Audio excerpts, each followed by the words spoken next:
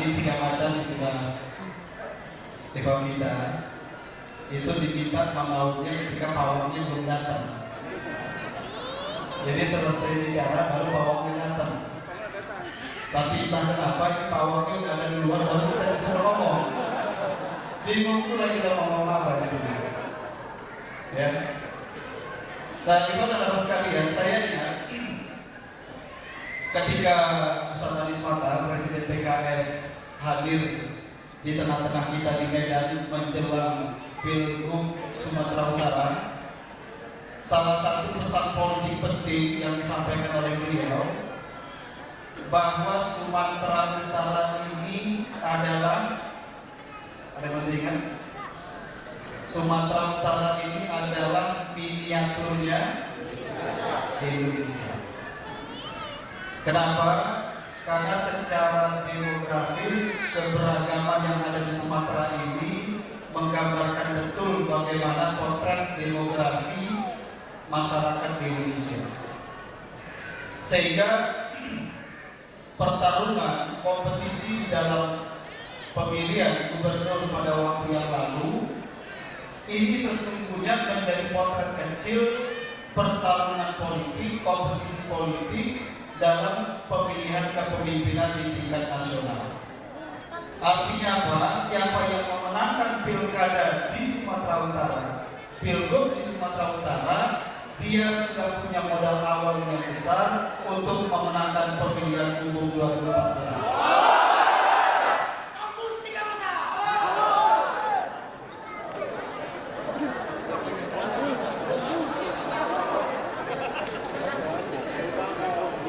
Jadi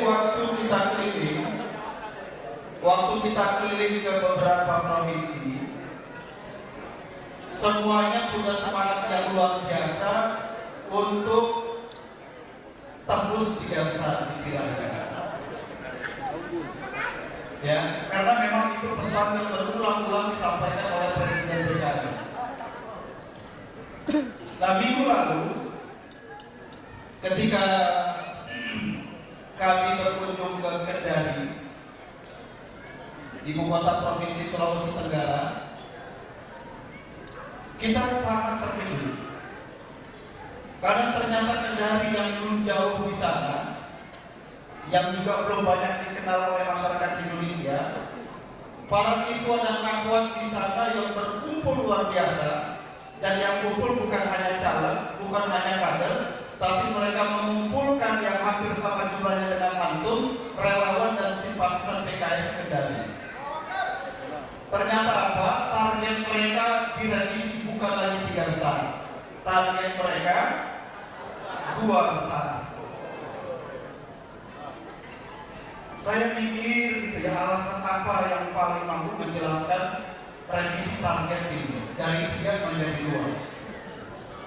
Saya diskusi dengan banyak ikhwan, belum ada yang terlalu kuat. Sampai saya tanya siapa ketua DPD ini. Ketemulah saya dengan ketua DPD ini. Saya lihat dia gitu ya. Ternyata posturnya hampir mirip dengan postur Presiden PKS. Pikir kok mungkin ini faktor penyebabnya. Nah, kemarin hari apa kita? Ada di Pekanbaru. Ya, kita datang ke Pekanbaru, acara yang sama. Ternyata kekagetan di Kendari belum seberapa. Sampai di Pekanbaru lebih kaget lagi kita. Kenapa? Karena ternyata ikhwan dan kawan di sana, seluruh kader-kader di sana, teriakannya bukan lagi 3 besar atau 2 besar, tapi slogan mereka tembus 1 besar. Allahu Akbar. Saya ngobrol lagi, diskusi lagi, apa faktor yang memastikan target itu? Ada, tapi belum terlalu kuat. Setelah saya cek lagi, saya tanya mana ketua DPW-nya, ketemu saya ini posturnya hampir mirip dengan ketua DPW Sulawesi Tenggara. Ya. Dan ternyata Profesor Abdul Rahman juga tidak jauh-jauh beda posturnya dengan saya dan ketua DPW Sulawesi Tenggara dan Pekanbaru. Baik sekalian, saya cuma ingin mengatakan begini. Ketika kita memenangkan pilgub di Sumatera Utara dan sebelumnya di Jawa Barat, ternyata bagi banyak kekuatan-kekuatan politik di Indonesia ini memberikan sinyal politik yang sangat kuat bahwa kekuatan politik PKS ini terus bertambah dan terus menguat, walaupun sebelumnya mereka menghadapi satu gelombang badai yang luar biasa. Kasus hukum yang mungkin kalau dialami oleh partai-partai politik itu akan menciptakan kekuatan internal mereka tercerai-berai, tapi mereka melihat PKS bukan saja solid, tapi bisa mencatat kemenangan-kemenangan besar yang ini jadi pijakan untuk pemilu 2014. Nah, ini cara orang lain membaca kita, ibu sekalian, ya, cara orang lain membaca kita. Nah, sehingga bagi kita, ya, di mana pada hari ini juga hadir seluruh calon anggota legislatif yang oleh Presiden kita disilakan sebagai armada ketiga, ya, armada ketiga pasukan tempur ini. Maka modal kemenangan dalam pilkada di Sumatera Utara dan juga di Jawa Barat yang betul-betul kedua ini menjadi miniatur Indonesia, ini menjadi berita gembira untuk kita bahwa kemenangan 2014 insya Allah semakin dekat. Tetapi pada saat yang sama, ini menjadi mimpi buruk bagi orang-orang lain. Baik sekalian, kenapa 2014 ini menjadi penting momentum kita di pemilu ini? Karena kalau kita lihat dalam rangkaian proses reformasi sejak 98, ya, atau mungkin ingat salah satu pemikiran politik yang sering disampaikan oleh Presiden kita PKS, bahwa sejak reformasi 98 sampai sekarang 2013 kita melewati satu transisi perubahan sistem politik, tetapi kultur politik kita belum banyak berubah. Kenapa? Salah satu faktornya adalah karena kekuatan-kekuatan politik, posisi-posisi politik penting ini masih dipimpin, masih dipegang oleh orang-orang yang lebih lama hidup di era sebelum reformasi.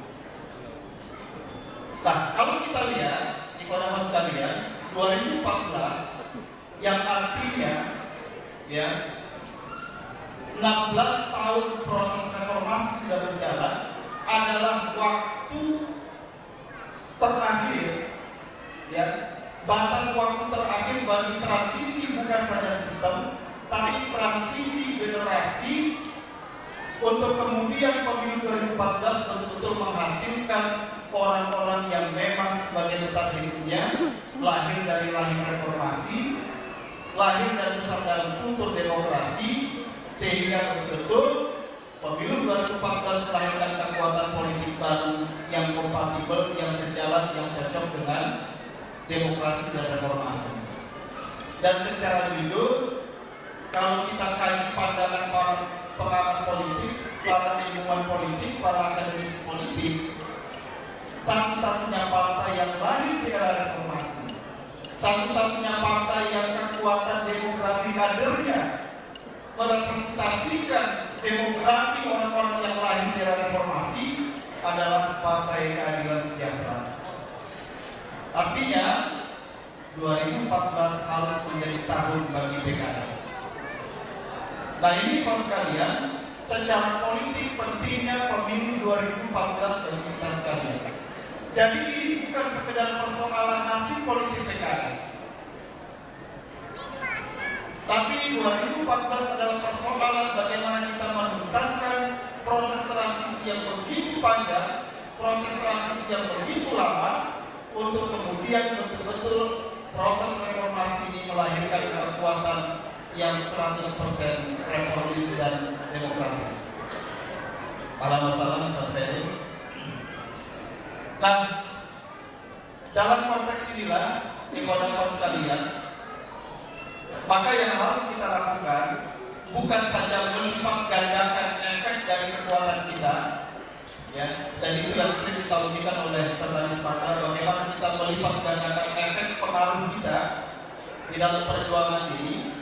Tetapi pada saat yang sama kita juga harus mengawal proses pemilu 2014 baik pemilu legislatif atau pemilu presiden betul-betul menjadi satu proses rekrutmen kepemimpinan baru yang bisa dipercaya oleh masyarakat, yang terbebas dari segala macam manipulasi, kecurangan yang didesain oleh pihak manapun. Kenapa ya Mas sekalian? Karena begitu pemilu 2014 tercederai oleh segala bentuk manipulasi, kecurangan, apalagi itu dilakukan secara sistemik, maka sangat mungkin bangsa ini akan kembali masuk ke dalam lorong ketidakpastian, masuk ke dalam lorong konflik yang kita tidak akan tahu berapa lama itu akan berjalan. Kenapa? Karena satu kepemimpinan demokratis, satu sistem yang demokratis, salah satu syarat dasarnya adalah kepercayaan yang kuat dari masyarakat.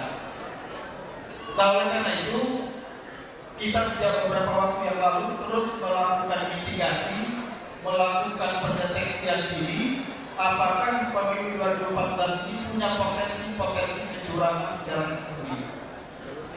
Dan yang perlu saya sampaikan di sekalian, bahwa saat ini ketika masyarakat sedang disibukkan dengan berbagai isu media massa yang sangat beragam, di antaranya isu kasus-kasus hukum, dan sekarang orang sedang diramaikan dengan isu kenaikan harga bahan bakar minyak, maka pada saat yang sama sejak beberapa waktu yang lalu sedang bekerja tangan-tangan yang secara sengaja, secara sistematik mendesain pola-pola kecurangan pemilu secara sistemik.